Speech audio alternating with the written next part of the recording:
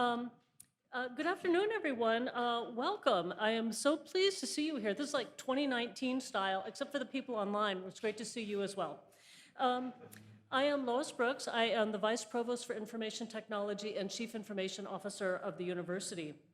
I'm honored to be here in person to welcome all of you. It's really so nice to see so many friends and colleagues here today, to meet some new ones, and to see people that I've known for 30 years in the room. So it's just fantastic. Today is really a milestone for the Division of Information Technology, but I want to start by acknowledging that it's really just a flash of a moment in time for the long history of the land. Our celebration takes place on the ancestral land of the Ho-Chunk, the people of the Big Voice, who called this place Dejop for at least 12,000 years. What a difference from 30.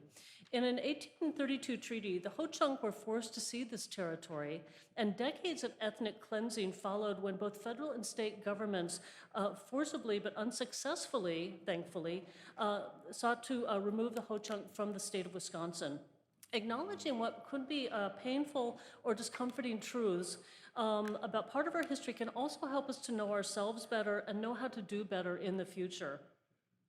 So I want to begin today by just acknowledging the circumstances that led to the forced removal of the Ho-Chunk people and that honor their legacy of resistance and resilience.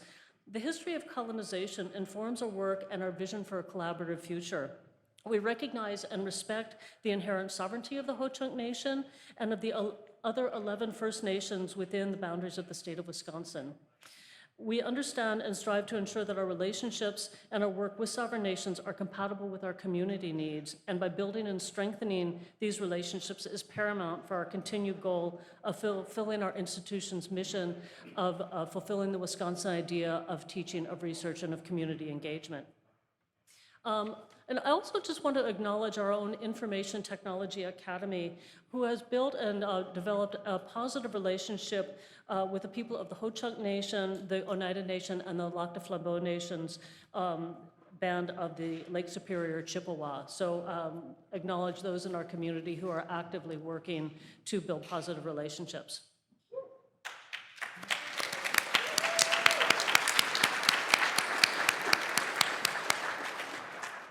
I also want to recognize the people that put this event together today. This is really quite something, folks. I've got a few names to get through. Maybe we'll hold applause till we get to the end. I'll let you know when that is. The planning committee, Laurel Bellman, Mary Evenson, Nick Heinen, Marissa Eisensee, Lindsay Krull, Tyler Retkowski, Todd Schechter, and Scott Winger on the committee.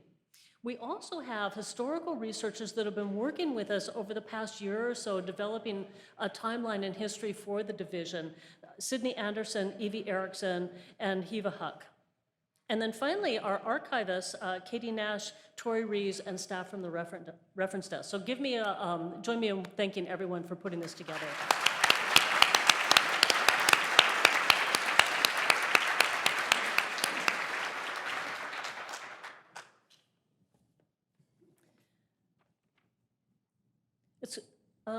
So as I look around at everyone gathered here today, I'm really filled with such a sense of pride and gratitude.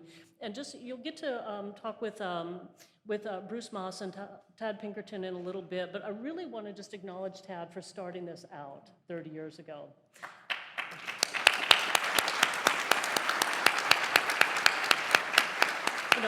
And I know you had collaborators who are not here with us today, but we're so delighted to meet you for the first time, and to have you here in the community to share the history of where we came from. So thank you for coming out.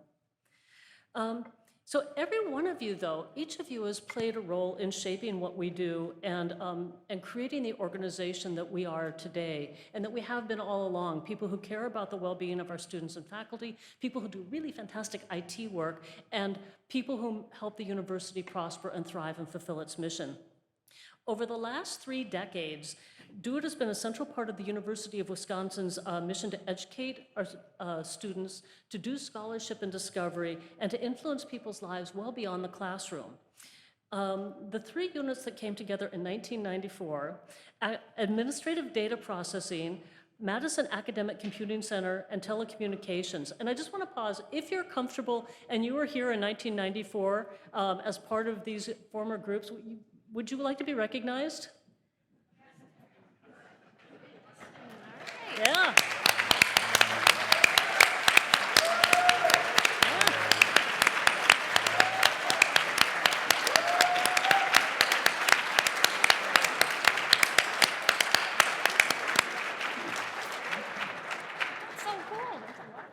Welcome back, colleagues. It is great to have you all here.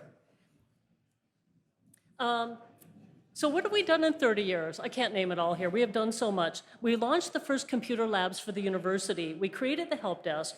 We blanketed Wi-Fi across this university. We created MyUW, which was so revolutionary and successful that we're still using it more than 20 years later and looking at next gen of MyUW. We've connected students to their professors, professors to their research subjects, and we've connected each other in really remarkable ways, most notably in the last 5 years when everything at the university rested on the shoulders of the IT team as we pivoted to remote work. Whether you've been part of DoIT for decades or just beginning your journey with us, just know that your work has really made a difference to the university, to our students, to our faculty. We're glad to have you along, and we're glad you've been here.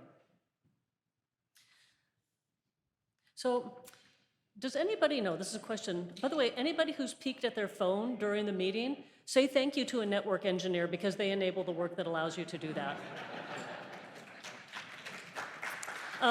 The question, does anybody know how many miles of networking cable we have on this campus? Shout it out from the back.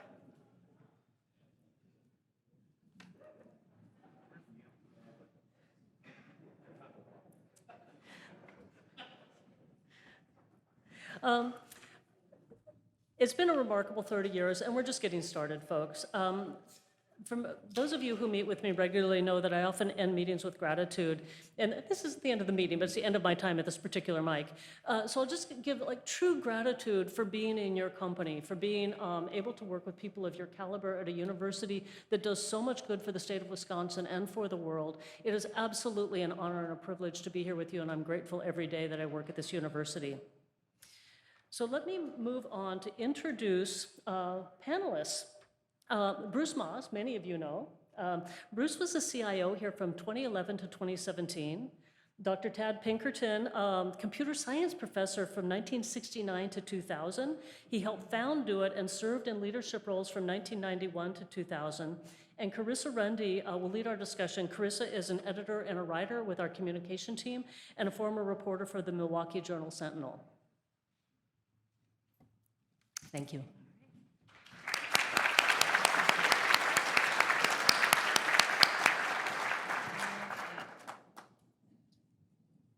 Can everyone hear me? Yes? All right, thanks. Thank you, Lois. So a big reason why we're gathered together today is to tell DoIT's story. Who we are, where we came from, how we got here, and where we're going. So when you think like a storyteller about your time with DoIT, what do you think the title of that chapter in DoIT's story would be? Tad, I suppose we could call your chapter the origin story. And DoIT's origin story is a long one with a lot of twists and turns. And by the way, a DoIT history site will be launched soon to tell a lot of that information. So maybe in the spirit of finals week, which just completed, perhaps you could give us some Cliff's Notes and share a few personal observations from the origin that are meaningful to you. Okay, my chapter of the story runs from 1980 to 2000. In 1980, I was the director of the Academic Computing Center, and we also had two other major organizations in technology. We had the Administrative Data Processing Center and the Telecommunications Department. The latter started as the telephone office but was well into helping us network the campus but by the time we were thinking about these things.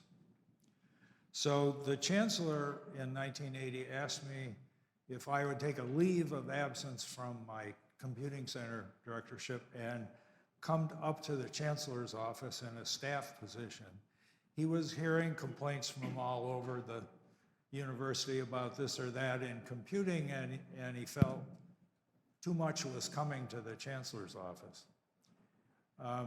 It was important to him that I was a faculty member because it was the faculty who were complaining. So I could interact with them as a peer. We really were short of computing resources in the decades of the 70s and the 80s. And it was painful for everyone. So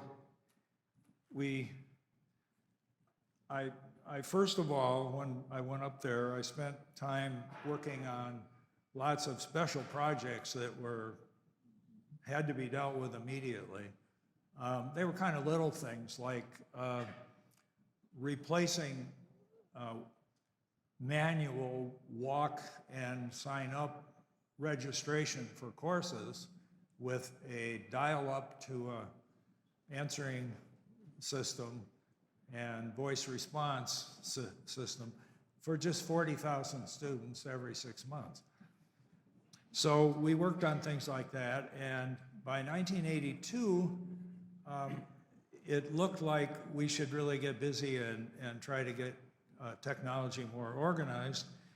And I made a proposal to the chancellor and his cabinet. He had a group of 6 people that he worked closely with every single week to merge the 3 units into a single division. I went away and crossed my fingers, and a couple of weeks later, the chancellor said, "We think it's a good idea. Make it happen." At that point, I sort of felt like the dog that chased the car and caught it. But to get things done in a university environment, you form a committee, right? So we created a committee, especially for this problem. We began to work with other committees and eventually reached the entire university community.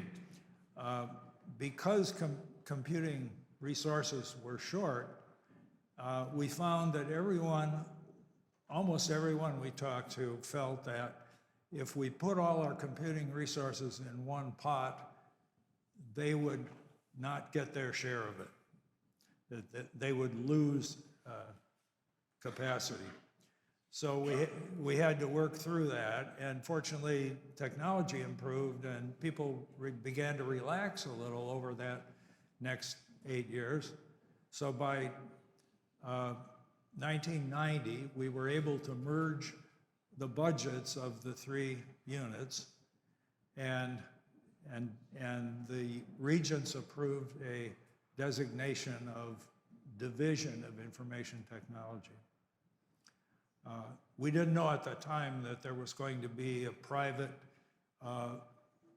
network of do-it-yourself centers called the Do-It Centers. Every time I hear somebody on campus referring to you and us as the Do-It Center, I kind of grind my teeth. But so in 1990, having combined the units, we needed a chief information officer. And so a search was started. In the meantime, I was acting director of what was going on, and we were trying to define the issues and deal with problems in bringing the organizations together. And in 1992, we were able to hire Mark Luker as the CIO. He came from the University at Duluth, and he led the reorganization, the sort of complete refocusing of combined organization that was necessary at that point.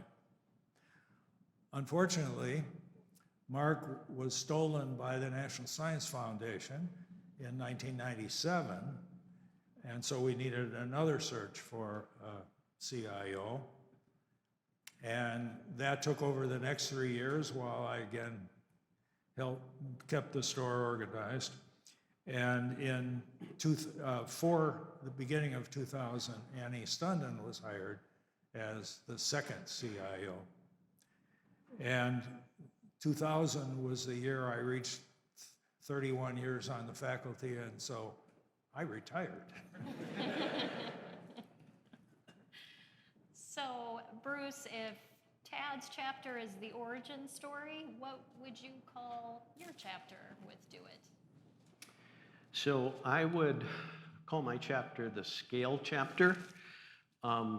And fortunately or unfortunately, that still hasn't ended, has it? First, I was an observer at UW-Milwaukee when this was first happening with DoIT, very keenly interested in what was doing, because we had the same situation. We had a separate telecommunications office, separate administrative computing, and separate academic computing. Some of you might remember Neil Trilling as our academic computing center person. So I was watching this with a lot of interest, and a lot of us were. And eventually, UW-Milwaukee kind of did the same thing. When I came here, the campus administration had determined that we needed to work on setting the stage for being able to do the scale work. And I introduced a concept that I developed at Milwaukee called service layers. I had developed that in concert with Polly McClure at Cornell.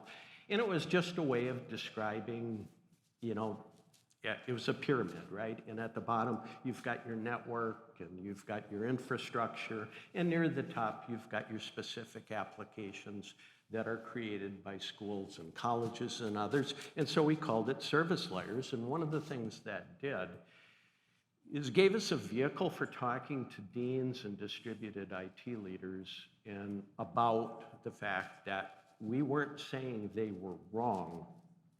What we were saying was, we need to optimize. And the way we optimize is let's do the scale things centrally, and let's do the value adds, the unique things, layered on top of that. And that's your area. And the area for DoIT then becomes the core services area. Prior to coming in here, I ran into Pat Brennan. Obviously the email system was one of the scale initiatives. Horrible project in a lot of ways. Necessary, but it resulted in a lot of character development on the part of the team and myself. I'll never forget being called in front of faculty senate was up in arms, and being called in front of people, and I think it was in Union South. It was a big building. There were 300 some people, and that was, I would call it semi-hostile. But one of the stories, John will remember this, is people wanted to be able to keep their own vanity addresses, right? So our friends in computer science, they did not want to give up .cs, et cetera. Well, that was scale. We got through it, but there were all sorts of other scale activities. Research computing, I ran into Jan Cheatham. Research computing was something that when I came here, you had the Center for High Throughput Computing, which was world class, but it was high throughput computing. All of these pockets around campus put up parallel computing systems, parallel high-performance computing systems, and we were not optimizing the spend as a campus. And that was also one of the things campus asked me to work on. And as a result of, I don't know, my weakness, being able to say no, I got this delightful experience, and I mean that truly, of working with someone by the name of Miron Livni. And those of you who've worked with Miron know that is a mixed bag, right? Miron, I had my character developed further. in my work with Marone. But in the end, that was a world-class faculty member who had some ideas, and what we had to do is figure out how to navigate there when, in fact, many of the faculty didn't appreciate his approach. It was a little bit of a top-down kind of approach. And so we had to work through the relationship building on a faculty committee, ensuring them that they're going to get to make all the decisions about research computing. I wasn't going to be making any of them. I was just facilitating what they were doing and so on. And we were able to pull that off. And in the end, thankfully, Lois has received greater funding ever since that time. There's been funding for cybersecurity that's been kind of broken free, and that funding broken free. But I'll call that the scale period. And I'll talk a little bit later in a part about the other thing we had to do when we talked about service layers was we had to scale up the relationships on campus, which weren't always optimal. And so I'll save that for a little bit. Right. So if we go from origin to scale to what would you call today's era of DoIT, Lois? I'd say the last 6 years, hold on to the bus strap. For those who've never done that. You know, it's been interesting. So technology is absolutely pervasive now. You know, pervasiveness would also be a good chapter. We sit here today in a room with several hundred people, supported by technology as we stream out to other people who are joining us online. It's part of our teaching. It's been part of our research for decades. But where we are now is that technology is ubiquitous. It's pretty much part of every single thing we do here, either at the forefront as we sit in front of our Teams meetings during the day, or behind the scenes as we stream out or supporting our classes. And what this means for IT is that there's no margin of error at all. I don't know that there ever was a margin of error, but there's no margin of error now. We have to nail it every day, or the university can't work. And we do. We're really good at this. We're coming into an age of AI, an age of quantum that are going to change so many things, both kind of the power and the promise that these new technologies bring to us, and the peril, not only the privacy risk, but thinking about the impact of that level of energy consumption on the earth. So there are things as technologists we have to help the university navigate. And I think more than ever before, we've always been there, but more than ever before, we are as much kind of guides that help people navigate through the complex world as service providers.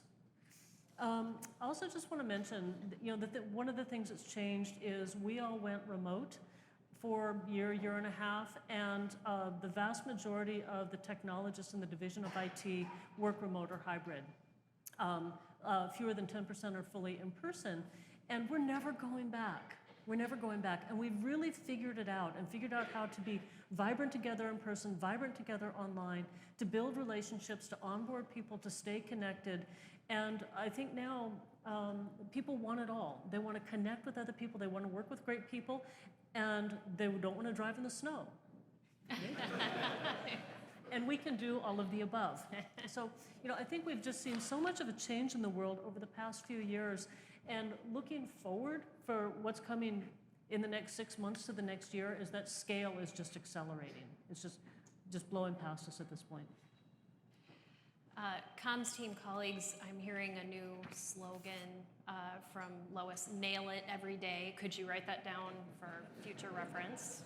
And so it's so interesting to take a look back at how far we've come through these eras. And if we're looking for common threads in the stories you've just told, we might immediately see that UW's mission is at the center of it all, and the people and the technologies that make it happen. So let's talk a little bit about the concept of disruptive technology. And by disruptive, we don't mean troublemaking or to give it a negative connotation, but rather we mean to describe disruptive technology or disruptive innovation as something that comes along and completely changes the way things are done, shakes things up. And if we want to continue our storytelling analogy today, you might even call it the plot twist. So what was your plot twist in your era? You know, what was the next big thing that was built during your DoIT chapter that came along and changed everything? That was easy for my chapter. We went from mainframes to desktops by way of microprocessors, scientific workstations, and then finally personal computers. So that was a major change, and it was one that made people who were concerned about getting work done much more relaxed. And of course, the second one was campus networking, tying the buildings of the campus together very much more effectively, and then the internet. And that also took place towards the end of my chapter. How about you, Bruce? Yeah, that was a busy time, right? There's a lot of moving parts, juggling while riding a unicycle. I think the one I'd like to focus on for us was, during the time I was there, was the UW joining the Unison Consortium. And that may not be directly on a lot of your radar, but that was a challenging time. That was very disruptive. At that time, Lois was at Oregon State. I was here, and we joined Oregon State, Wisconsin, Michigan, and in Indiana, joined together to create a scale play for data, right? And the history for UW-Madison was actually going back to the period of time when the Learn at UW utility was first created. And there were different versions of learning management systems. We ended up going with a system-wide initiative for Desire to Learn. Unfortunately for UW-Madison, that didn't actually meet all the needs of the campus. There were parts of the campus that were significantly disadvantaged, especially in math and engineering, because it just, at that time, was an immature product, and it didn't, or not immature, it wasn't fully mature yet as a product. And so we went through with Unison to, in effect, standardize on Canvas and to not be drawn in by choices made at UW system.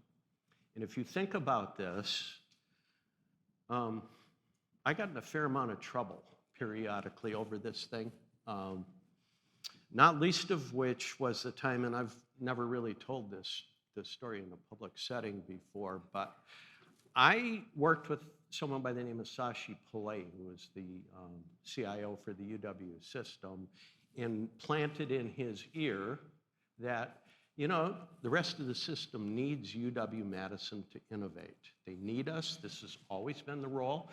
DoIT has always been an engine of innovation. UW-Madison's been an engine of innovation. And lo and behold, he talked to Ray Cross, who was the president of the system, and convinced Ray that UW system should make an investment of $500,000 to support Madison in going down this initiative. But there was one part I forgot, and that was to talk to Vice Chancellor Bazell ahead of time and to let him know that I was doing this, because typically the Vice Chancellor is the one who manages the relationship, right, for the Chancellor, for the administration, and you kind of go through that. Well, I kind of forgot to do that. And so, in effect, what we had is UW system support going along with the key leadership at UW-Madison, and then some partnership from Steve Kramer, some of you will remember, who was Associate Dean in Engineering and then went to be the Vice Provost for Teaching and Learning. Steve embraced this, and UW-Madison headed off on this journey with Unison that we couldn't have been on any other way. And when we had a briefing call the other day, I'd asked Lois about it, and Unison still remains a very important part of what we're doing. But there were a lot of lessons in that, and not least of which was our staff in DoIT and some of our distributed IT leaders got a chance to interact with the other Unison members, and it started to build out to about 10 and a dozen different institutions. And if you think about that, how that leverages the talent here, the talent everywhere, you start to raise up the entire talent level that you're building on for each of these institutions. The institution just needs to participate and understand that it will not control every decision. We had Brad Wheeler in the mix, and some of you know Brad Wheeler know that Brad Wheeler is pretty good at getting his way on things. In fact, is rather gifted in that regard. And so there was this constant kind of push and pull, this tug about how we could do this. And eventually, UW system adopted Canvas, and for the first time, we got everyone in the system on the same system, and we were able to retire the Moodle instance on our campus. We saved ourselves an outgoing outflow of, it was roughly $500,000 a year or so for the whole cost of running Moodle as an extra one. But that was pretty disruptive, and it was challenging because we had to work through the faculty, and we had to get the faculty to be the champions for why to do this. That's a great example. Lois, any disruptive technology you'd like to go into? Well, it's interesting because we're all living in the same age together right now. But when I look over the last couple of years, I think the thing that's really changed the most is how ubiquitous video conferencing is. And for those of you who remember 5 years ago, it was there, and we used video conferencing, but we didn't just hop on a face call with each other. We didn't spend all day checking in with each other in voice. And now it is, it is so much for so many of us a part of not only our work lives, but our home lives, talking to family members, talking to friends afar. We hop between tools all day, and it's really become, just kind of the technology that we all use, maybe the most, certainly for me. Heading forward, it's going to be all AI. All AI is going to disrupt us in so many ways. It already is starting to do so. So we've talked a bit about this, but when you work in IT in a higher ed environment, one of the things you learn really quickly is that relationships are often just as important or even more important than the technology itself. Is there a time during your experience with DoIT when relationship building was an essential part of the story, or what advice would you give about how to build good relationships across our UW community? When you posed that question, I realized I hadn't thought about it at all at the time. But as I looked at what I was doing in various activities on the campus over time, it seemed like everything I was in at one moment kind of fed into making the next one possible. As an example, before we got the internet, we had a council, if you will, of computing center directors for the Big Ten and the University of Chicago. The larger group was called CIC, Committee on Institutional Cooperation. And we were meeting regularly and getting to know each other. And then when NSF allowed regional networks to become part of the internet, this group was right there ready to connect. And so as we each were responsible for getting our piece ready to connect to the internet, we were working together on that. And then as soon as that was finished, we were able very quickly to extend the internet to the rest of the rest of Wisconsin in terms of colleges, universities, and other major players like that. And these sorts of, because I'd been in the chancellor's office, I knew people at other campuses, and we had a computing center directors gathering for the UW system. So what I realize now after looking at this, that happened across my career, and the more people you meet and the more people you find a way to help, the faster your career go. I mentioned at the beginning that I'd build on that first point about scale. The other thing that we did was scale relationships. I believe it was during the time of Annie Stunden as CIO that UW-Madison joined the IT leadership program with the Big Ten Academic Alliance, the CIC. I think it was with Annie. Carrie's nodding yes. And what that did, I was at Milwaukee at the time, but I watched the development of people on this campus from my perch in Milwaukee and saw the impact that was having, the positive impact each year. I think there's a cohort of like 6 people who went. When I came to Madison, we changed that. But let's just say just prior to that, I was at Milwaukee. John was here as Chief Operating Officer at Madison. And we met with Ed Meacham to expand the ITLP program to all of the UW system. In fact, we were the kind of champions pushing that because, first of all, John had the experience of seeing how effectively that had worked with DoIT, and I had the experience of seeing how effectively it worked and how much I wanted in at Milwaukee, right? And there were things about the CIC and Big Ten that I felt like, darn, I wish we had something like that at Milwaukee. Well, we put together and expanded the IT leadership program, and I devoted half the funds that the CIO had. There was an account that Ron Kramer had established just prior to me arriving, roughly $300,000 of discretionary funding, and I put half of that into ITLP training for people in the schools and colleges. And I believe over that 6-year period, that had a massive effect on the way that people interacted together and how relationships were being formed. All of these individuals, the DoIT individuals, the school college individuals, were all like emissaries on the campus, working towards the big picture of the mission and taking the point of view that the mission needs to be supported.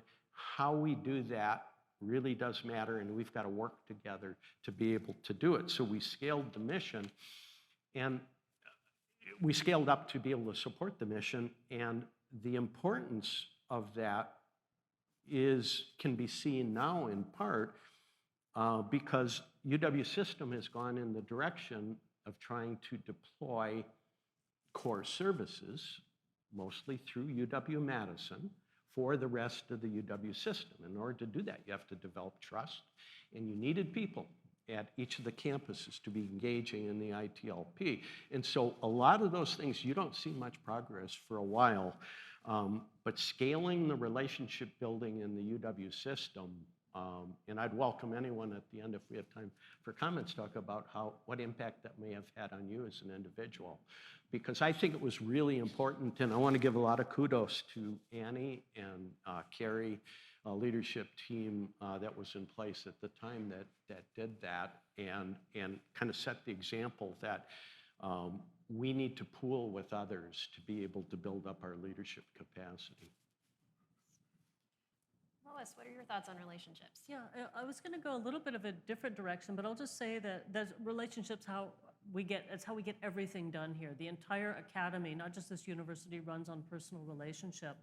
And so having good relationships is exactly how you get things done. But the story I wanted to share, at the start of the pandemic, we got 10 days notice to close the university, shift all employees who could go remote to remote work, and we migrated about 8,000 classes in 10 days to fully online. It was the most extraordinary IT performance I've ever seen in a 40-year career, the entire community. But just one little story of 1,000 that happened. We needed to get, for students or employees who didn't have computers at home or adequate computers at home, get computers to them. So IT professionals from across the division, from across the university, rounded up all of their spare equipment out of labs, equipment they had in their deployment stacks, and got those to other places on campus that could then do the checkout or get them to students. A library help desk, maybe our help desk, service points. And this was all done with, correct me if I'm wrong, guys, within about a day.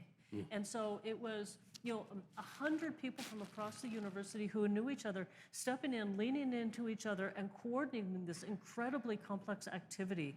That's all done based on knowing people and trust. So it was super cool earlier when everyone stood from 1994 that was around at the origin. So when we look around the room, there are a lot of seasoned professionals among us and many retirees who've joined us today too, and we're grateful for that expertise and experience. But there are also a lot of people who may just be starting to write their own stories and their career journeys. And so what advice would you offer young professionals getting started in higher education IT careers? Bruce, do you have any thoughts on that one? So to volunteer and to stretch. Oops. My life isn't very complicated these days. I have to remember to turn one button on, and it's a stretch. Volunteer and stretch. I'll note that Carrie Regenstein was on the EDUCAUSE board. Kathy Christoph was the president, or the chair of the EDUCAUSE board. Mark Luker, who had been our CIO, went to be an executive at EDUCAUSE. I was the EDUCAUSE board chair. Tremendous opportunity exists at every step in the process. When I first began that process, I introduced people who were speaking at the Midwest Conference, right, in Chicago. And you don't know anyone, and so I really encourage people, get to know people on campus. Try to figure out ways that you can understand the mission in more depth. One of the great joys that I look back on in my life, it didn't always seem like it at the time, I will admit that, is the Academy has a way of having you come around to its goals. And what you need to do is be receptive. You need to have some listening skills. You need to have some humility. And if you don't have it, you're going to develop it pretty darn quickly, because this institution is about the faculty. It's not about the buildings. It's the faculty who launch the programs that create the reputation of the university. This is a great university. You are all part of one of the greatest universities in the world. And I talk about it as right here in the middle of nowhere, right in the middle of nowhere, flyover zone. You've got University of Wisconsin-Madison, top 5 research institution for about 45 years running, 50 years, top 10 research institution. Get to know it. Figure out ways that you can engage on committees and things where you can get to know a faculty member. I learned so much by working with Katrina Forrest, who was the chair of the ITPC. I would meet with her sometimes at her lab where we'd be briefing. You get a sense for what people are doing and what our role is. And all of us, we chose a path, not to be faculty members, but we chose a path to support faculty to be successful. And the great joy is if you give yourself a chance to get to understand aspects of that mission, it kind of can take over and then you become mission focused. And I think that people who go out and try to explore, even taking jobs at different parts of the university, moving around, I think it's good for everyone. When someone works in the College of Engineering and then they work and do it, or they work and do it and they go to the College of Engineering or whatever, the med school, there's some cross-pollination that occurs where you understand. And I think I would encourage all of you, look for ways that you can do it, because this is really about, and didn't mean to put you on the spot, John, but I did. And those are the things that I think will give you more of a connection to the actual mission of the university. And for me, when I look back on it, it's that mission that is precious, right? Because work can be just work, but it also can be more than work. Very true. Lois, what's your advice? You're so much more deep than I am, Bruce. My advice is much, gosh, it's much less profound than Bruce's. I was going to say, here's the 3 things you need to know. One is that if you do IT for longer than a year, you have to learn new things. And if you do it for a really long time, you've learned a lot of new things. So just be really good at learning. Number 2 is be a fantastic person to work with and create a space around yourself where other people can be comfortable and be their full selves and bring their best self to work. And then the 3rd is just leave it better than you found it.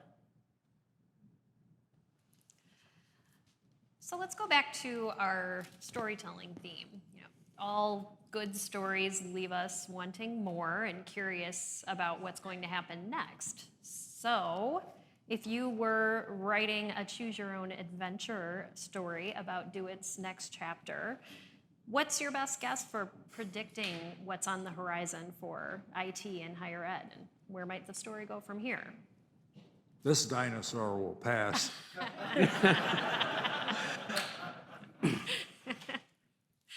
I mean, I had that written down much more nicely on my paper, but thank you, Tad. So I'm gonna give you a little something to think about. And that is, I believe we are at a fork in the road right now. We're sitting here in May of 24. And there is a month called November in 2024 that is coming up. And in that month, there will be an election.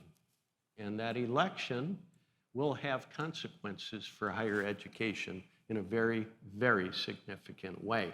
And so I can't predict really what's going to happen because this is binary.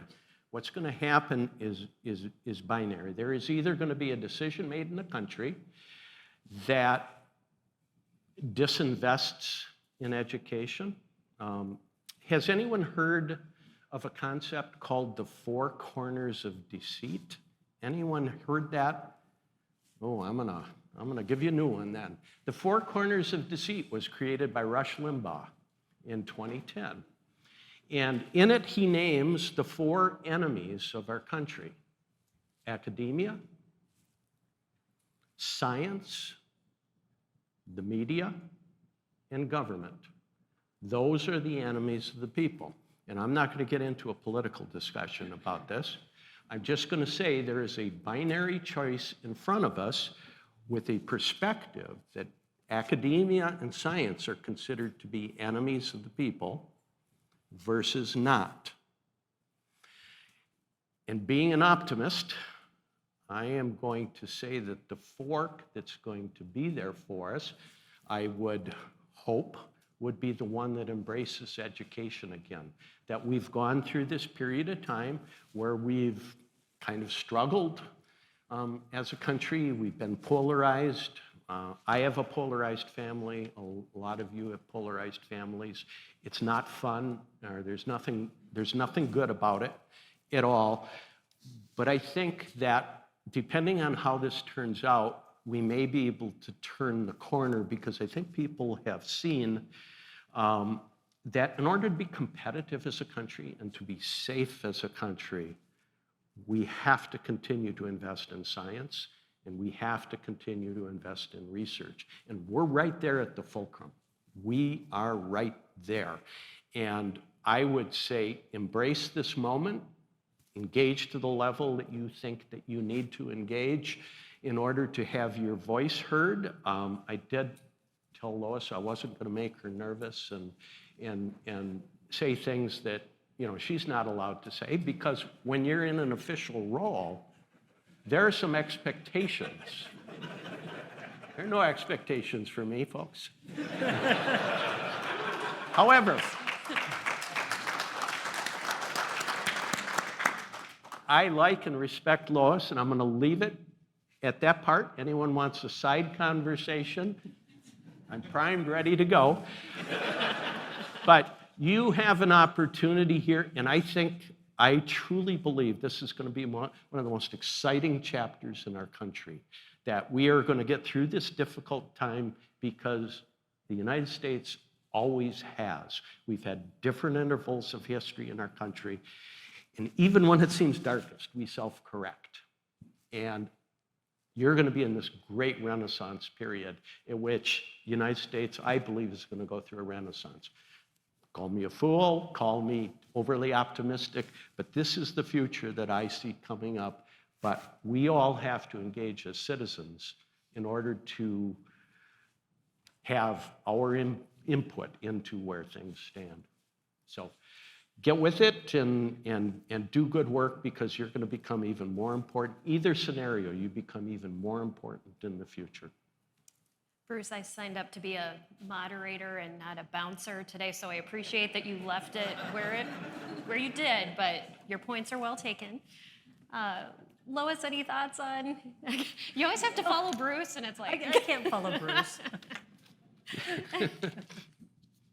All right, well, let's move on to the next one then. So we actually do have a little bit of wiggle room to take a couple of more questions from that were submitted by DoIT staff.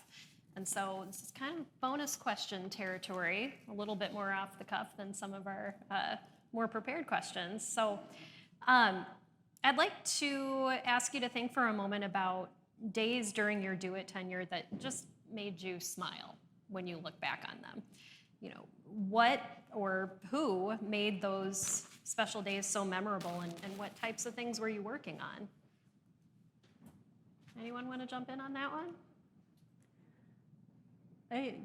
I'll share one. There's so many, but this is the thing that has happened in my time here that is still the thing that blows me away the most.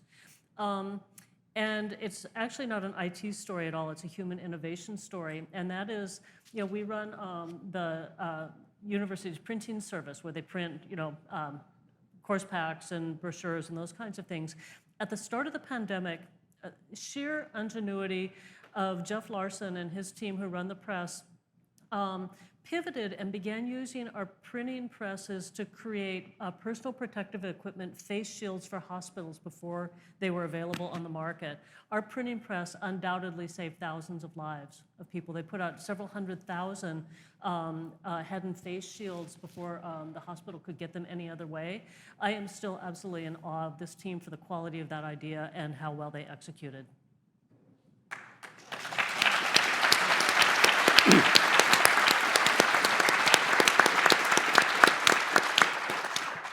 Well, that one's tough to follow.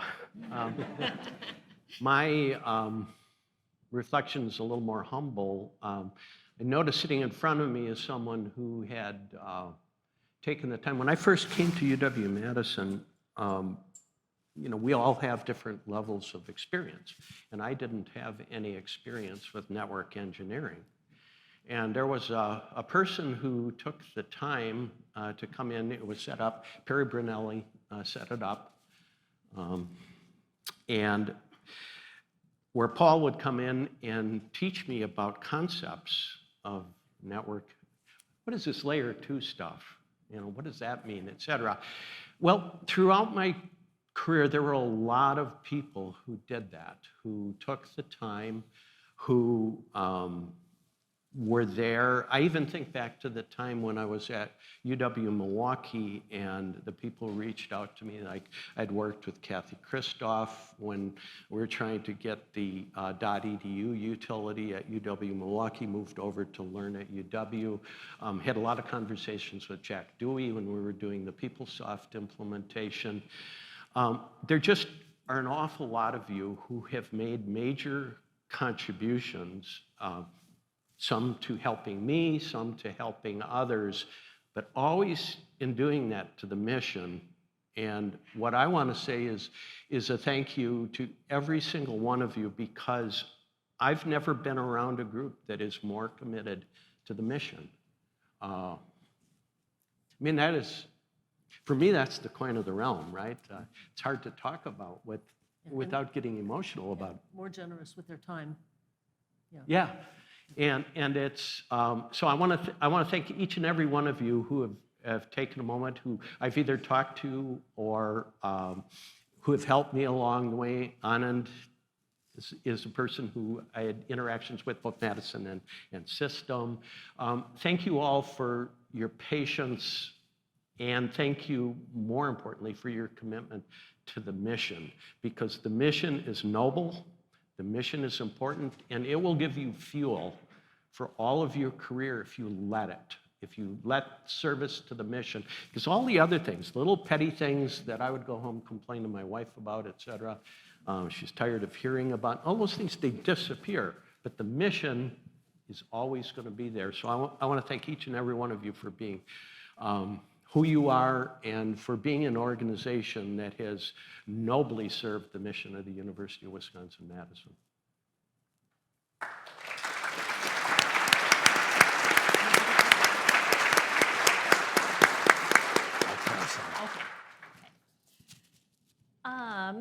So what did you love most about your job when you were with DoIT? I think that's easy. Every single day, I had a chance to work with many people from around the institution, and including our staff. And I really had a tough time leaving that, because every single day was a positive day, it seemed. There was always somebody ready to help me. And my Macintosh died, Dave was there to fix it up. And all sorts of positive interactions all the time.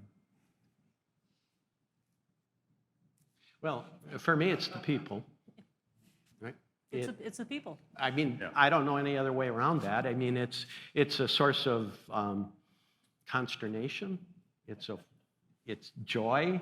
It's all those human interactions are challenging, right? Those are some of the toughest problems to solve. And so every day I got to meet someone new. I got to meet Edgar Spalding in biology. I don't know if any of you know Edgar Spalding, but he had been kind of a small level researcher until he met Merone Livni. And then he developed this concept of measuring the roots of corn as he made genetic manipulations, and did it inside flatbed scanners so he could scan and scale up 500 of these at a time. And then he went from being a $500,000 a year researcher to being like a $6 to $10 million a year researcher. It is a gift to meet people like this.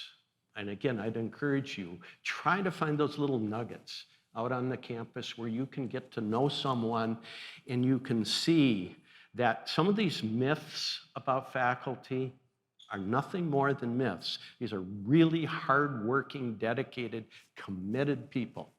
And I think there's a great opportunity for you to benefit from that as well. What they said, any good day is because it's been a good day with one of you. Right? It's all about the people. All right, let's keep those good vibes rolling. During the weekly virtual office hours with folks in our university IT community, Lois often ends things on a high note by asking participants, what are you feeling grateful about today?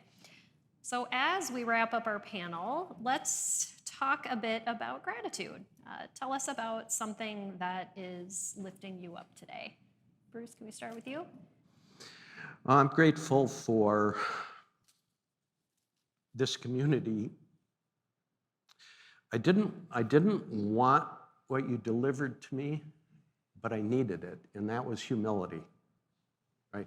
We all have to acquire humility along the place. You could talk about this like, okay, I failed at this or I failed at that. I didn't do as well at this.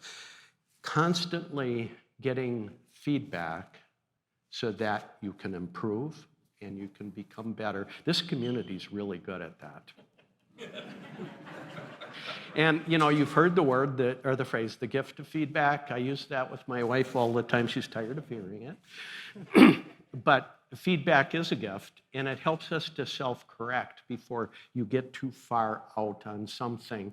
And keep it up, folks. Keep it up, because what you need is critical thinking and people willing to speak up about what they think about critically. Well, I did my gratitude on the podium.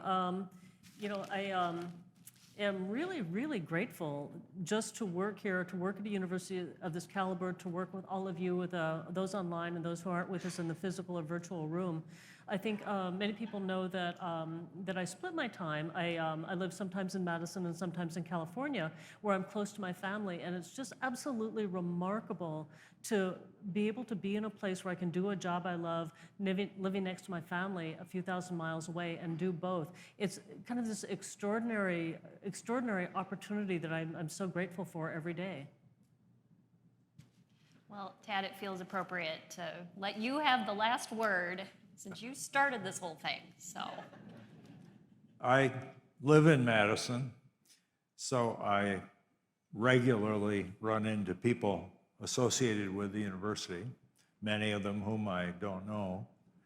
And when they find out that I had something to do with DoIT as in part of my university service, they tell me how grateful they are to have had service from you people. They say, we really love that organization. And what could make me feel better than that for 24 years of hearing this? Thank you all. Well, that is a wonderful thought to end on.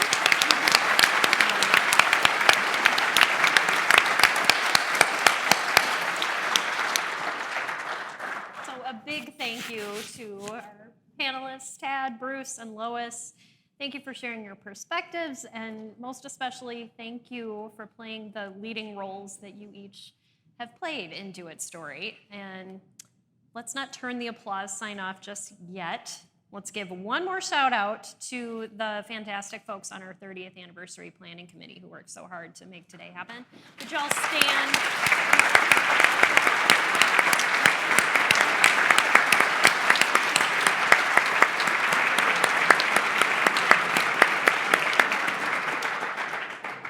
I think Nick was literally the only one who stood.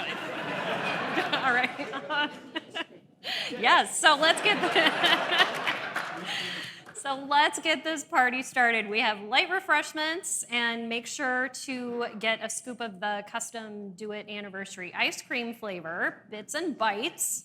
Bites with a Y to put the IT in ice cream. And you can also play games, help us identify some historical photos, write some reflections on your time at DoIT, take a selfie over at the banner, or a team shot, and most importantly, connect with your current and former colleagues. And at the end of the party later this afternoon, please feel free to take home the table tents and the pens and the pom-poms and everything, because who doesn't love some good swag? And the party does not end today. Watch for photos and the DoIT History website. And happy anniversary. Go eat ice cream. Okay. All right. Thanks.